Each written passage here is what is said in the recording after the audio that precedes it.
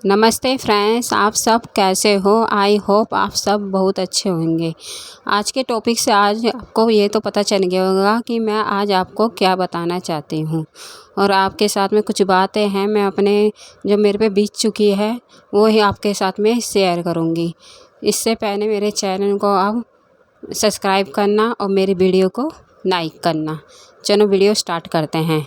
Morning का time है। इस टाइम मैंने ब्रेकफास्ट वगैरह सब बना लिया, लंच भी बना लिया है, बच्चों ने ब्रेकफास्ट कर लिया है। अब ये थोड़ा बहुत ये कम बना है, इसको उठा के मैं रख रही हूँ और सामान वामान सेट कर रही हूँ। इसके बाद में मैं अपना साफ़ सफाई करूँगी और साफ़ सफाई करके बस फिर अपना जो है बर्तन वर्तन मांज के बस मेरा काम हो जाएगा ख़त्म। मैं इसलिए मैं सोची आज आपके साथ में शुरू से ही मैं ये शेयर करती कि जो बातें हैं वो कुछ बातें आपके साथ में शेयर करना चाहती हूँ, क्योंकि जो मेरे साथ हुआ है शायद इधर बहुत से लेडीज़ों के साथ भी होता होगा कि वो गिनती फिन करती होंगी। जिस टाइम मेरे साथ ऐसा हुआ जो मुझे पता है कि क्या हुआ था, वो मैं किस तरह से फील करती थी, वही चीज़ मैं आपके साथ में शेयर कर रही हूँ। ये करीब 6-7 महीने की बात है। या प्रेग्नेंट थी मैं, यानी कि 6-7 महीने हुए थे यानी कि मेरे को प्रेगनेंसी में। तो उस टाइम में मैं अपने मायके में थी। तो ये तो मैं आपको बाद में बताऊंगी कि मैं मायके में क्यों थी उन दिनों, क्या बात थी कि कैसे थी क्या नहीं थी, ये सब आगे आने वाली वीडियो में बताऊंगी। फिलहाल मैं आपके साथ में यही बात बताऊंगी कि इस टाइम जो टॉपिक है, टॉपिक के हिसाब से जो बातें मैं बताऊंगी बस वही बताऊंगी। कि मैं 6-7 महीने के हुए थे मेरी प्रेगनेंसी को। तो उन दिनों क्या था, मैं अपने मायके में थी और मायके में थी तो दोपहर का टाइम था। तो मैं मार्केट में जा रही थी। जाते जाते एक लेडीज़ ना मेरे को मिली। तो लेडीज़ ने बोला कि भाई शर्म नहीं आती है तुझे कि मायके में पड़ी हुई है मोटा पेट करके, प्रेग्नेंट होके बैठी हुई है यहाँ पर मायके में। मेरे को उस टाइम बड़ा गुस्सा आया, क्योंकि मैं इस टाइप की लड़की है नहीं। और मेरे को इतना बोला ना उसने, इतने उससे बोला ना, मेरे को बड़ा गुस्सा है, मेरे को बहुत फील हुआ। और फिर मैंने ना जो बोला ना, वो तो उसको बोलने के बाद में मेरे के मन को भी तसल्ली मिली।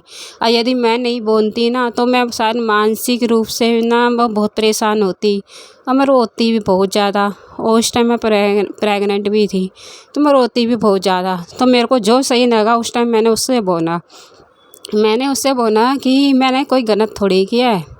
फिर मैंने वो सोचा, अपने आप से भी सोचा कि मैंने गलत थोड़ी किया है कि ये इतना बोल रही है लेडीज़, मुझे इतना कैसे बोल रही है, इसकी हिम्मत कैसे हुई। यानी बहुत फील हुआ मेरे को, तो ज़रूरत से ज़्यादा ही फील हुआ। फिर मैंने जो उससे बोला ना तो बस वो सुन के चुपचाप चली गई। मैंने बोला कि जब मैं 1000 आदमियों के बीच में ये मेरा पति था, उसके ऊपर यानी कि वो वरमाला हम दोनों एक दूसरे को जब पहना रहे थे, जब मेरे को शर्म नहीं आई। जब वो मेरे मांग में सिंदूर भर रहा था, जब मेरे को शर्म नहीं आई। और जब वो ना फेरे ले रहा था ना 1000 आदमियों के सामने, जब भी मेरे को शर्म नहीं आई। और जब 1000 आदमियों के सामने सिंदूर भर रहा था, जब भी नहीं आई, तो अब शर्म क्यों आएगी। अरे बच्चा पैदा कर रही हूँ तो शादी करके पैदा कर रही हूँ ना, मायके में हूँ तो क्या हुआ, कोई बात होएगी जब तो मैं मायके में हूँ। बच्चा पैदा कर रही तो शादी करके पैदा कर रही हूँ। और जब इतने लोगों के सामने इतना सब कुछ किया मैंने, जब मेरे को शर्म नहीं आई, तो आज बच्चा पैदा करने में मेरे को क्यों शर्म आएगी। यानी कि मैंने उसको जो बोला ना तो बस उधर से वो खिसक नहीं, 5 मिनट भी नहीं रुकी, फटाफट निकल दी वो। लेकिन यह है कि मैंने उससे बोल दिया ना तो मेरे मन को तसल्ली मिली। यदि मैं उससे ये नहीं बोलती, उसकी इस बात का जवाब नहीं देती ना, कि फिर मेरे को बहुत ज़्यादा गिल्टी फील होता और मैं शायद कमरे में जाके बंद होकर अंधेरे में जाके रोती भी कि भाई मैं मायके में पड़ी हुई हूँ, वो वर्डिंग का। लेकिन मैंने अपने आप से पूछा, भाई मैंने गलत कहाँ करा, कि गलत तो मैंने किया ही नहीं। मैंने शादी की, मेरे पति से की, संबंध बनाए मेरे अपने पति से बनाए, ठीक है, संबंध भी बनाए अपने पति से बनाए। और बच्चा भी तो पैदा किसका कर रही हूँ, अपने पति का ही तो कर रही हूँ। अरे मायके में कर रही तो क्या हो गया, रह रही अपने मायके में रह रही तो इसमें क्या हुआ, कुछ थोड़ी गलत किया मैंने, कहीं तो पैदा करना ही है बच्चा, मायके में तो कर रही तो क्या हुआ। मेरे को लगा कि मैंने कोई गलत काम नहीं कर रही हूँ। तो बस यही बात थी। मैं अपने नहीं, मेरे जैसी पता नहीं कितनी बहनें होंगी, मेरे जैसी कितनी लेडीज़ होंगी जो इस तरह से बच्चे अपने प्रेगनेंसी में अपने मायके में चली जाती है और बहुत गिल्टी भी फील करती है। तो मेरा मानना ये है वो गिल्टी फील ना करे। कोई गलत काम नहीं कर रहे हो आप लोग, कोई गलत काम नहीं कर रहे हो, गलत थोड़ी है ये। हम बच्चे पैदा कर रहे हैं, शादी करके तो कर रहे हैं, कोई वैसे थोड़ी कर रहे हैं। घर में कर रहे हैं, अपने मायके में है तो क्या हुआ, कोई बात होती है जब तो लड़कियां अपने मायके में जाती हैं। तो ये गिल्टी फील नहीं करना है बिल्कुल भी। प्रेगनेंसी में तो टेंशन लेनी ही नहीं चाहिए। देखिए ऐसे ऐसे हालात हो जाता है ना हमारे सामने, तो हमको प्रेगनेंसी में भी मायके में जाना पड़ जाता है, टेंशन भी हो जाती है। लेकिन कोशिश करो कि आपको जो भी कुछ बोले तो गिल्टी फील मत करो अपने आप से बोलो कि हम कुछ गलत नहीं कर रहे हैं, हम जो कर रहे सही है। बस अपने भगवान की नज़रों में ठीक रहो। भगवान को पता है कि आप सही हो या गलत हो। भाई यदि आप सही हो तो आपको गिल्टी फील करने की ज़रूरत नहीं है। किसी चीज़ की गिल्टी फील मत करो और अपने खुश रहो। उस टाइम बच्चे पे भी असर पड़ता है, ये तो आप सभी जानते हो कि बच्चे पे भी असर पड़ता है। हमने कोई गलत नहीं करा है। अगर जन्म देते हैं हम अपने बच्चे को मायके में तो तब भी गलत नहीं है, और ससुराल में देते हैं तो तब भी गलत नहीं है। हम एकदम ठीक है, अपने आप में ठीक रहो, खुश रहो, वो अच्छा है। वह लोगों का काम है बोलना, बोल देते हैं, उनको ये भी नहीं पता कि हम बोल क्या रहे हो, किससे बोल रहे हैं। वो तो वैसे ही दुखी है, उसको और दुखी कर रहे हैं। पता नहीं क्या सोच के उसने मुझसे बोला। मेरे को तो बड़ा गुस्सा आया, मैंने नहीं कि बोल दिया ना, मेरे को बड़ी तसल्ली मिली, मेरा कॉन्फिडेंस भी बढ़ा, मेरे को इतना अच्छा लगा ना। भाई इसको जवाब तो मैंने दे दिया। यदि मैं जवाब नहीं देती ना तो मेरे दिमाग में भी टेंशन रहती, हाय कैसे बोल दिया इसने मेरे को, और मैं रोती भी बैठ के और गिल्टी भी फील करती। लेकिन मैंने बोला तो मेरे को बहुत अच्छा लगा और बहुत अच्छा फील हुआ। इसलिए मैं आपसे भी बोलती हूँ कि भाई गिल्टी फील मत करना। जो कोई ऐसी लेडीज़ हो या लड़कियाँ हो, कोई भी हो, प्रेगनेंसी में कोई कुछ ऐसी सिचुएशन आ जाती है कि हमको मायके में जाना के रहना पड़ता है, 10 बातें भी सुननी पड़ती है। नहीं कि ऐसा मत सोचो कि भाई हमने गलत किया है, नहीं हमने कोई गलत नहीं किया।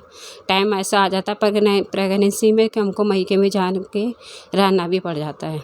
मेरे बोलने का मतलब है यदि हम मायके में ना प्रेग्नेंट होके भी जाते हैं, यानी कि 9 महीने भी रहते हैं ना, तो उसमें भी ना आप लोग अफसोस मत करो, अपने आप को गिल्टी फील मत करना। बस वो समझना आपके लिए एक जंग होती है, क्योंकि पेट में ना बच्चे भी होता है, यानी कि प्रेग्नेंट तो हम होते ही हैं। एक जंग की तरह होती है कि बच्चे पर भी असर पड़ता है। हम जो खाते हैं पीते हैं, जिस प्रकार से बच्चा भी खाता है ना, तो हम जो सोचते हैं, जो हमारी थिंक हम सोचते हैं, जिस तरह से हम विचार करते हैं, वो सब सारा असर बच्चों पे पड़ता है। यदि हम अच्छा खाते हैं तो बच्चे को जैसे पौष्टिक चीज़ें मिलती है ना, तो जैसे हम अच्छा सोचते हैं तो बच्चे को भी असर पड़ता है। अगर हम लड़ाई झगड़ा करते हैं तो समझ लो उसका भी हमारे बच्चे पर असर पड़ता है। हम सोते रहेंगे ना पूरे दिन, तो उसका भी बच्चे पर असर, उस प्रेगनेंसी के टाइम पर उसका भी असर पड़ेगा। यानी कि हम जैसा सोचेंगे जैसा करेंगे तो उसका असर बच्चे पर पड़ता ही है। यदि हम चतुराई से काम लेंगे या फिर वैसे काम करेंगे तो उसका भी असर पड़ेगा। पढ़ाई करेंगे तो थोड़ा बहुत मानसिक रूप से बच्चा भी थोड़ा बहुत अच्छा बनेगा। हेल्थी चीज़ें खाएंगे तो बच्चे के हेल्थ पे भी असर अच्छा पड़ेगा। यानी कि हम जैसा सोचेंगे वैसे ही हमारा बच्चा रहेगा। यानी कि अच्छा सोचो और अच्छा खाओ। अपने आप को बिल्कुल भी गिल्टी फील मत करो इन दिनों। समझो आपके लिए वो जंग होती है, क्योंकि उस टाइम मेरे लिए वो जंगी थी। वो मेरे को पता है, मैंने किस तरह से वो 9 महीने बिताए अपने घर में, वो मुझे पता है। और मेरे बच्चे के ऊपर भी कितना असर पड़ा होगा, क्या क्या सहन करा होगा वो मेरी लड़की ने भी, वो मेरे को पता है। पता है ना कि मेरे बोलने का मतलब है कि अपना अच्छा खाओ, अपना अच्छी तरह रहो और ऐसा करो कि अपने बच्चे पर असर ना पड़े किसी भी चीज़ का। अपने आप को गिल्टी फील मत करो कि भाई हमने करा है क्या, हम अपने मायके में क्यों रह रहे हैं। ऐसे गिल्टी फील मत करो बिल्कुल भी। हमको पता है कि हम ठीक कर रहे हैं, अपने मायके में रह रहे हैं, कहीं और तो नहीं गए। हम अपने मायके में तो गए हैं, मायके में जाके रह रहे हैं, चाहे 9 महीने रहे, चाहे 10 साल रहे, चाहे 12 साल रहे, इसमें कुछ बड़ी बात नहीं है। रह रहे तो अपने मायके में रह रहे हैं, ठीक है। बच्चे को देख रहे अपने, इसमें वो नहीं है ना। अपना अच्छा सोचो, अच्छा खाओ और अपने प्रेगनेंसी के टाइम पर तो ख़ास ध्यान रखो अपने आप का भी, अपने बच्चे का भी। अगर कोई कुछ बातें बोलता है, जिस तरह से मेरे से बोली थी, यदि मैं अपने अंदर ही समेट के बैठी रहती और बोलती नहीं, तो मेरे को बड़ा गिल्टी फील हो ही रहा था। उसका असर भी बच्चे पे पड़ता, यानी कि अच्छा खाओगे तो बच्चे पे भी असर पड़ेगा, वैसे रहोगे तो वैसे भी असर पड़ेगा। आपसे बातें करते करते मेरा झाड़ू भी लग गया, मेरा पोछा भी लग गया। मैं आज ये परांठे बना रही हूँ, ये पनीर के परांठे। अब मैं ये परांठे बना रही हूँ। आप सोचोगे कि मैंने तो बोला था कि ब्रेकफास्ट भी बना लिया, लंच भी बना लिया। वैसे मैंने लंच तो बना लिया था, वो मैंने पुलाव बनाए थे, उसके अंदर मैंने सोयाबीन वगैरह आलू वगैरह डाल दिए थे बच्चों के लिए। और मेरे को डॉक्टर ने ना मना कर रखा कि ज़्यादा चावल नहीं खाने, लेकिन मेरी भी आदत गंदी है, थोड़े बहुत तो ना चखी ही नहीं थी, 1-2 चम्मच तो। अब मैं 3-4 परांठे बना लूँगी इसके अंदर पनीर के। वो मैं खा लूँगी 2 परांठे, 2 या 3 परांठे मैं खा लूँगी और एक मेरे बच्चे खा लेंगे। आपसे बात करते करते मेरा काम भी हो गया और ये भी। प्रेगनेंसी में हमें बिल्कुल भी टेंशन नहीं लेनी चाहिए, क्योंकि इससे ना बच्चों के ना हेल्थ पर भी असर पड़ता है और मानसिक दिमाग पे भी असर पड़ता है, बहुत चीज़ों पे इफ़ेक्ट पड़ता है इसका। यानी कि प्रेगनेंसी में हमको अच्छे से अच्छा खाना चाहिए, धूप भी लगानी चाहिए और बादाम भी खाने चाहिए, जिससे कि बच्चों का दिमाग तेज़ हो। यानी कि बहुत दूध वगैरह भी पीने चाहिए, यानी कि बहुत ध्यान रखना पड़ता है प्रेगनेंसी में। और अच्छा सोचोगे ना तो बच्चे का दिमाग भी वैसा ही रहेगा। यानी कि पढ़ाई लिखाओगे करोगे तो बच्चे का दिमाग भी थोड़ा बहुत नौजवाना ग्रो करेगा। यानी कि अच्छा सोचो और अच्छा खाओ, यानी कि बहुत अच्छा सोचो, उन दिनों में अच्छा ही रहो और खुश रहना सीखो। यानी प्रेगनेंसी में यदि मायके में हो ना तो आप टेंशन मत लो बिल्कुल भी। सोचो कि हमने गलत करा ही नहीं और बस अपने भगवान पे पूरा भरोसा रखो। जिस भगवान पे मानते हो ना उसी पे भरोसा रखो, सारी जंग जीत लोगे, सब कुछ कर लोगे। सिर्फ जिसको मानते हो ना आप उस पे अपना भरोसा रखो। मैं भी अपने माता रानी पे भरोसा रखती हूँ। आज तक उसी ने संभाला है मेरे को और आप भी भरोसा रखो, आपको भी संभालेगी। और अभी तो रुको, क्लाइमैक्स अभी बाकी है। हमारा तो हुआ जलता हुआ नहीं, मांग मत लगवा दियो। ये हमारी गंदी खिड़की, ये मोमोज का शेप क्यों दे रही है? परांठे बना रहे हो, मोमोज नहीं बनाने।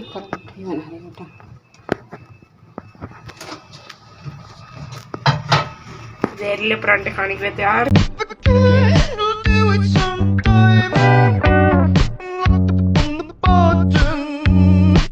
गजब बेइज्जती है।